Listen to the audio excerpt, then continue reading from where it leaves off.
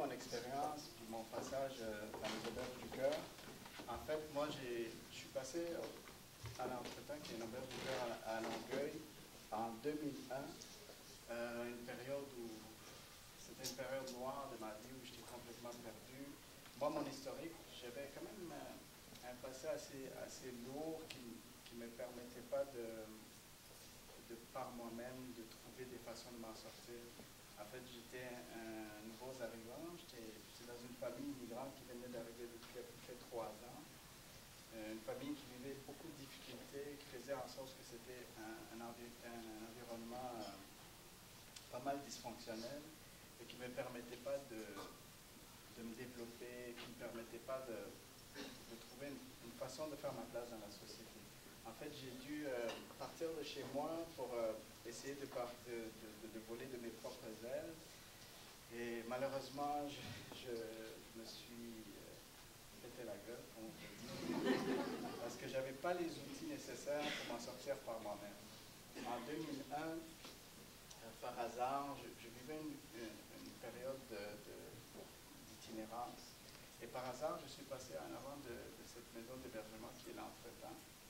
Et j'étais accompagné de mon frère, qui lui aussi avait connu un peu l'organisme il y a quelques mois. Et on a décidé de cogner, il était peut-être 2 heures du matin, on a décidé d'aller voir quel service il pouvait nous offrir, parce qu'on était dans une période où on ne voyait plus de solution, on était complètement perdus. Et par nous-mêmes, en fait, on n'arrivait pas à trouver comment s'en sortir. On a cogné à cette auberge du cœur qui nous ont accueillis, je me rappelle, il était à peu près 2 heures du matin. Et c'était une intervenante qui s'appelait Isabelle, qui est présentement la directrice de la place. Isabelle Lindsay, qui est la directrice de la place, et qui nous a accueillis sans nous poser aucune question. On a reçu un accueil tellement chaleureux qu'on n'arrivait pas à croire que c'était possible d'être accueilli de cette façon. En 2001, on m'a offert un séjour à cette place-là, et quand j'ai réalisé que je pouvais enfin avoir une place qui me permettait de déjà en partant subvenir à mes besoins de base, avoir un toit, avoir un endroit qui me permettait d'avoir un encadrement, d'avoir des gens qui me soutiennent. Ça a été pour moi comme un cadeau du ciel. Moi, je le voyais comme ça, en fait. Puis je crois encore que ça a complètement changé ma vie. Dans cette période où j'étais complètement perdu, où j'avais abandonné l'école, avec l'aide des intervenants, là, je parle d'Isabelle, il y a Daniel Teberge qui est ici, qui sont des gens qui m'ont accompagné toutes ces années-là et qui m'ont permis de reprendre confiance en moi, de développer mon potentiel que alors, à cette période-là, j'ignorais complètement. Qui m'ont permis de tisser des liens à l'entretemps, d'avoir une deuxième famille, d'avoir un réseau des jeunes qui vivaient la même chose que moi. Et tout ça m'a permis de voir que c'était possible de m'en sortir. Ça m'a permis de voir la lumière au bout du tunnel.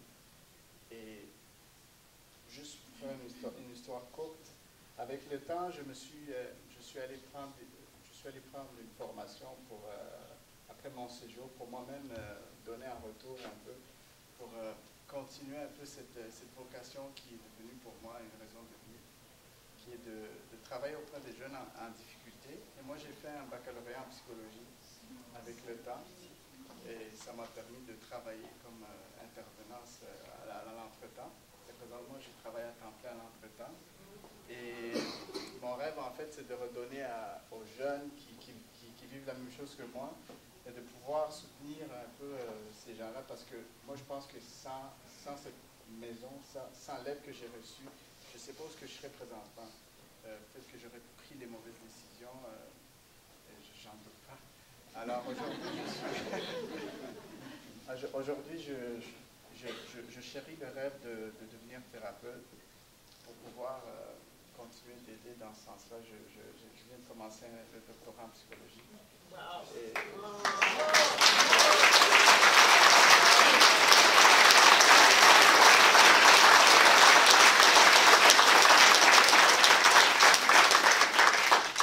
Je pense que sans toute cette équipe, sans tous ces gens-là qui m'ont soutenu depuis ces années-là, je pense que ça n'aurait pas été possible.